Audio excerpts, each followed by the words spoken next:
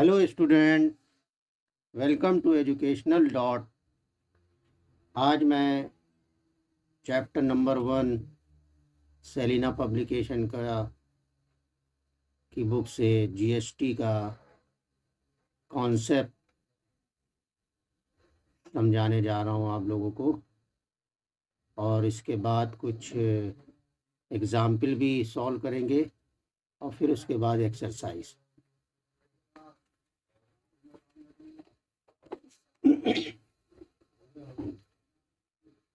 तो GST goods and services tax. अब GST को समझने के लिए सबसे पहले हम टैक्स को समझते हैं। तो tax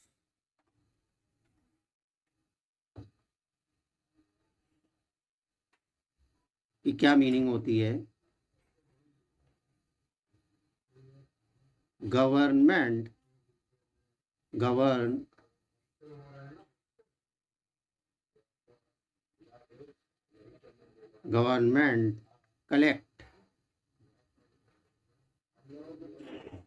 collect money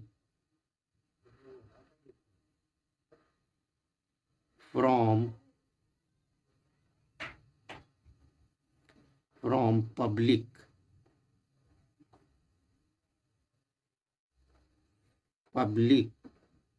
for administration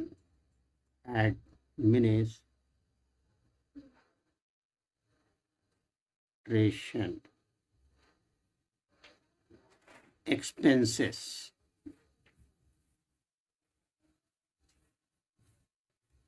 तो टैक्स क्या है? गवर्नमेंट कलेक्ट करती है मनी पब्लिक से अपने एडमिनिस्ट्रेटिव एक्सपेंसेस को पूरा करने के लिए, खर्चों को पूरा करने के लिए। क्योंकि गवर्नमेंट के भी बहुत से एक्सपेंसेस होते हैं, एडमिनिस्ट्रेटिव होते हैं, वेलफेयर एक्सपेंसेस होते हैं, एम्प्लॉय को सैलरीज देना होती है जो गवर्नमेंट एम्प्लॉयज़ होते हैं, तो उसको पूरा करने के लिए गवर्नमेंट पब्लिक से टैक्स की फॉर्म में मनी कलेक्ट करती है। अब टैक्स जो है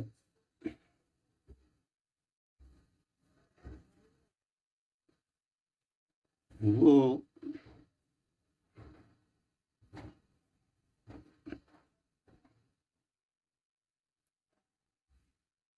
दो पार्ट में डिवाइड हो जाता है। एक होता है डायरेक्ट टैक्स,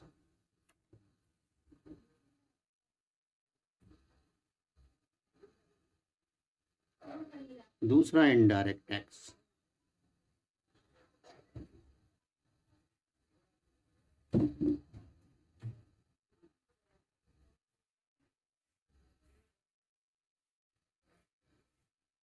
अब direct tax means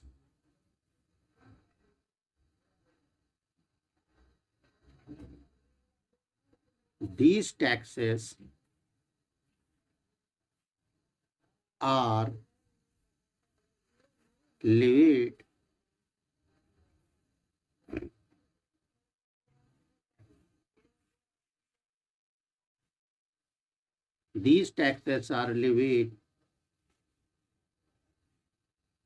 on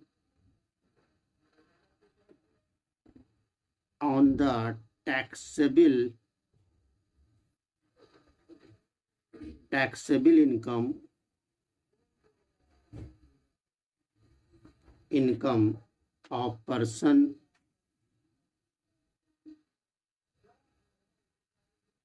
or organization।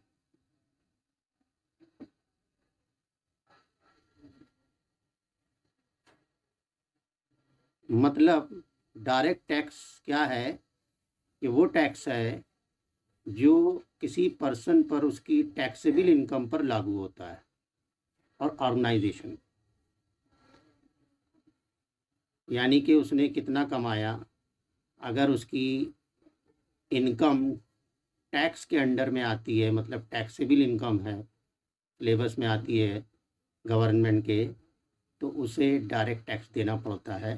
इसका एग्जाम्पल है income tax.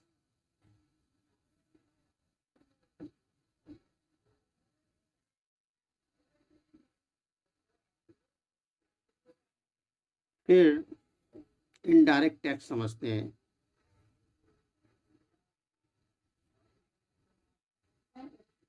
These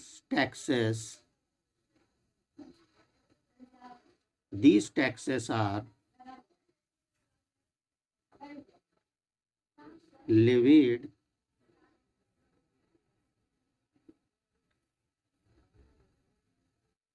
on the consumer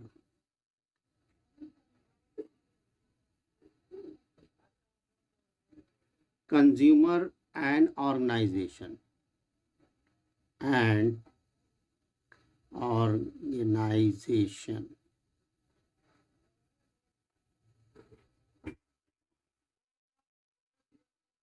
when they buy goods and services। मतलब कि इनडायरेक्ट टैक्स वो टैक्स होता है जो कंज्यूमर और ऑर्गेनाइजेशन पर लागू होता है जब वो कोई गुड्स को या सर्विसेज को बाय करते हैं। तो इसका जो एग्जाम्पल्स है वैट, एक्साइज,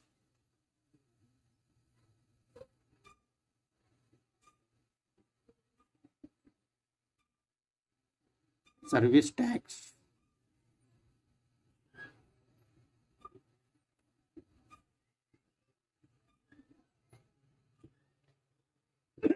एक्सेट्रा।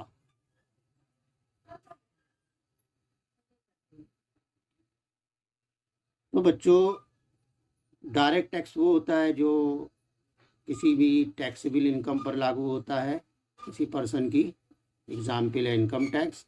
और इनडायरेक्ट टैक्स, ये टैक्स लेविड होता है कंज्यूमर और ऑर्गेनाइजेशन पर जब वो कोई गुड्स और सर्विसेज को बाय करते हैं। इसमें एग्जाम्पल है VAT, excise, services tax, etcetera, और भी बहुत से टैक्स। अब इसके बाद ये समझते हैं कि जीएसटी क्या है।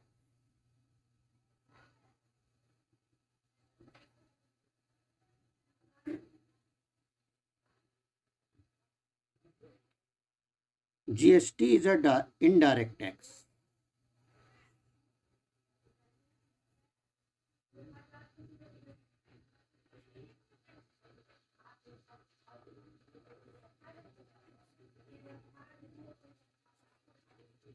हुआ क्या कि गवर्नमेंट 1 जुलाई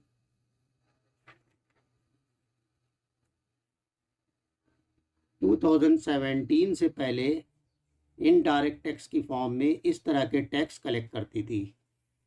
एग्जाम्पल जैसे वैट है, एक्साइज, सर्विस टैक्स, और ये बहुत सारे टैक्स होते थे जब कोई कंज्यूमर या organisation goods and services buy करता था। जीएसटी की फॉर्म में एक टैक्स लागू किया और इन सारे टैक्सेस को इस जीएसटी में मर्ज कर दिया। यानी कि ये जितने भी टैक्स थे ये सब जीएसटी में मर्ज हो गए।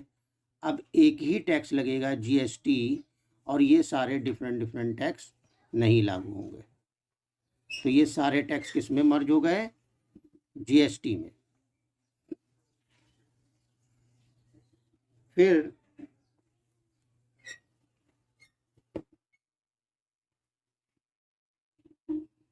जीएसटी के भी 2 काइंड्स हैं।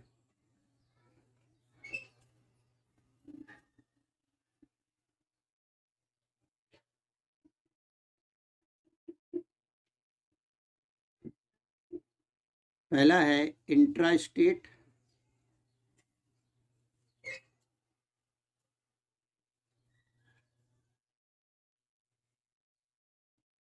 दूसरा है inter state.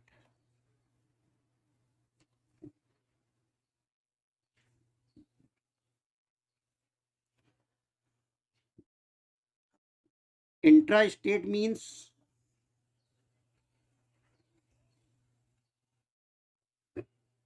within the state,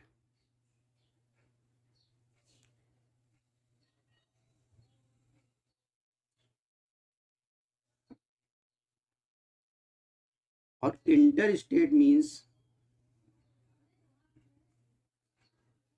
out of the state. अब कोई ट्रेडर्स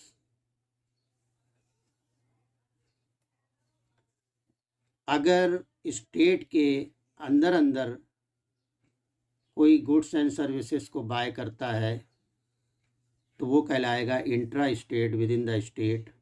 और कोई अगर एक स्टेट से दूसरी स्टेट से माल बाय करता है या सर्विसेज बाय करता है तो उसे कहते हैं inter state, out of the state. अब इंट्रा स्टेट में जो जीएसटी लागू होता है,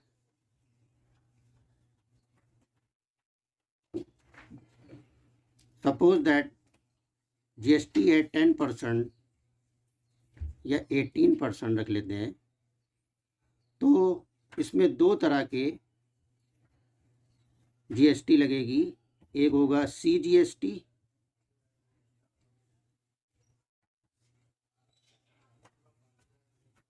और दूसरी होगी एसजीएसटी। अब सीजीएसटी 9% और एसजीएसटी 9%। मतलब अगर इंट्रा स्टेट है, कोई traders within the state यानी कि स्टेट के अंदर कोई buy goods and services buy कर रहा है तो उसे दो जीएसटी के फॉर्म में टैक्स देना होंगे, एक सीजीएसटी और एक SGST. CGST means central goods and services tax, SGST state goods and services tax. मतलब हाफ टैक्स वो चला जाता है सेंट्रल गवर्नमेंट को और हाफ टैक्स चला जाता है स्टेट गवर्नमेंट को। लेकिन इंटर स्टेट मतलब आउट ऑफ द स्टेट अगर कोई बाय, यानी कि अगर वो सपोज दैट यूपी में है और एमपी से माल खरीद रहा है या सर्विसेज बाय कर रहा है तो उसे इंटीग्रेटेड टैक्स यानी कि आईजीएसटी पेड करना पड़ता है। इसे कहते हैं इंटीग्रेटेड टैक्स। तो इंटीग्रेटेड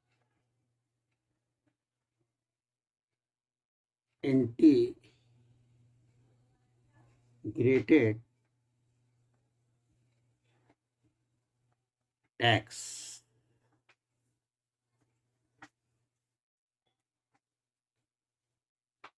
अब सपोज दैट अगर जीएसटी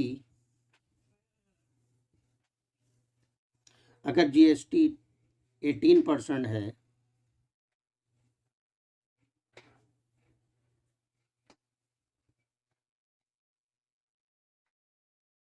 तो उसे पूरा आईजीएसटी 18% पे करना होगा।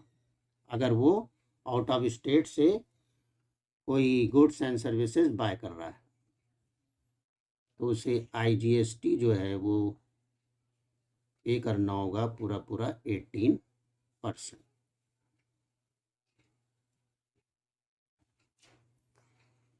तो बच्चों ये था जीएसटी का कंसेप्ट।